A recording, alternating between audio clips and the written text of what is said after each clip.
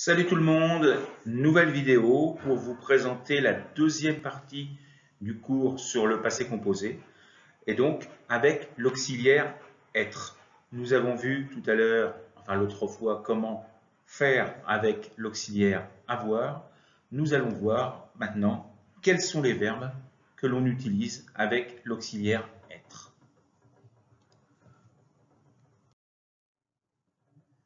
Alors, un petit rappel avant, c'est quand utiliser le passé composé. Il est l'un des deux temps les plus utilisés en français pour parler du passé, de ce qui a déjà eu lieu. C'est le passé composé d'un côté et l'imparfait de l'autre. Le passé composé, lui, va indiquer quelque chose qui est rapide, soudain, qui peut avoir une relation avec le présent. Par exemple, je suis tombé. Je suis tombé, c'est très rapide, ça arrivait d'un seul coup, ce n'est pas étalé sur le temps.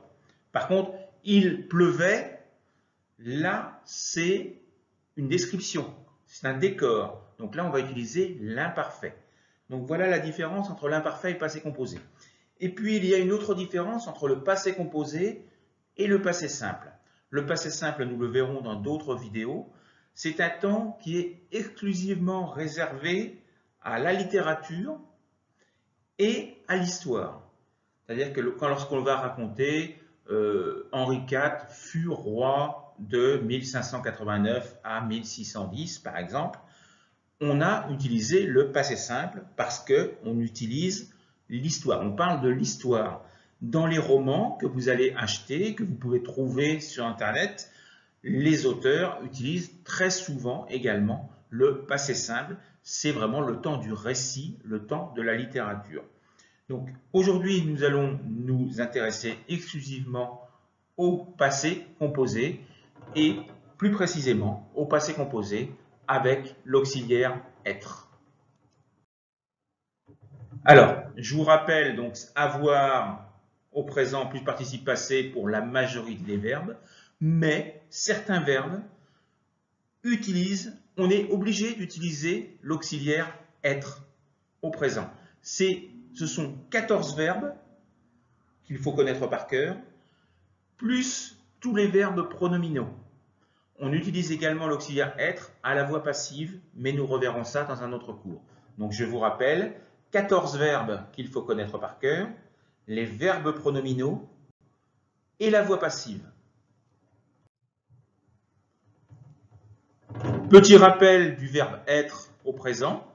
Je suis, tu es, il est, elle est, on est, attention à la liaison, on est, nous sommes, vous êtes, ils sont. Vous êtes, il y a la liaison également, z, comme une abeille. Z, vous êtes, ils sont. Voici donc la liste des 14 verbes qu'il faut connaître avec leur participe passé qui pour certains sont totalement irréguliers. Vous avez par exemple le verbe mourir qui donne mort et le verbe naître qui donne né. Ce sont des verbes totalement irréguliers. Donc vous remarquerez qu'ils fonctionnent souvent par paire, par deux.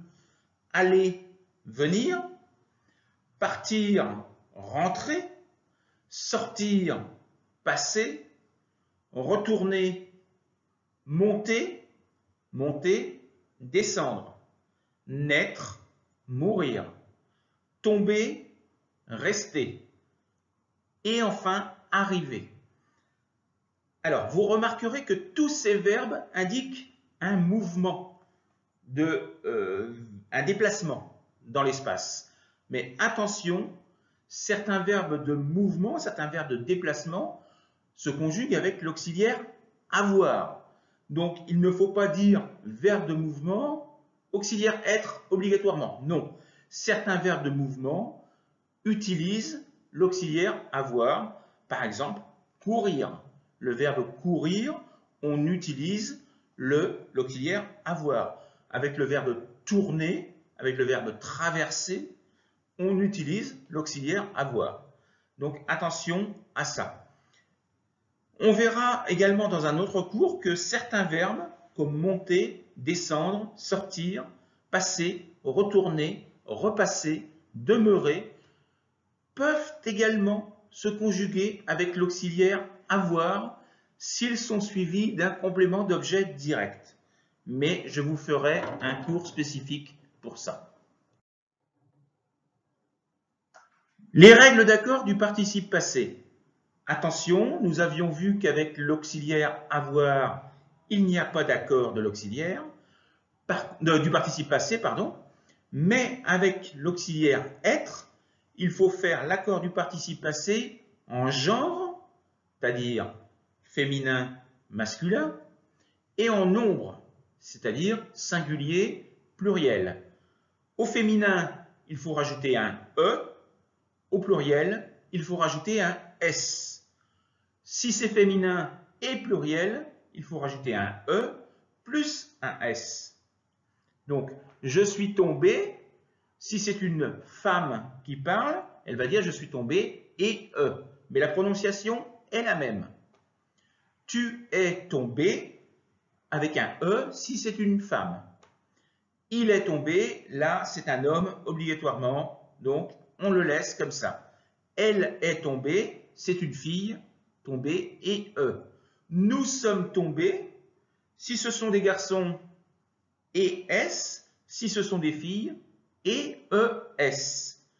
Vous êtes tombés, ES ou ES. Ils sont tombés, aucun doute, ce sont des garçons, ES, s'ils sont plusieurs. Elles sont tombées, ce sont toutes des filles, elles sont plusieurs, et ES.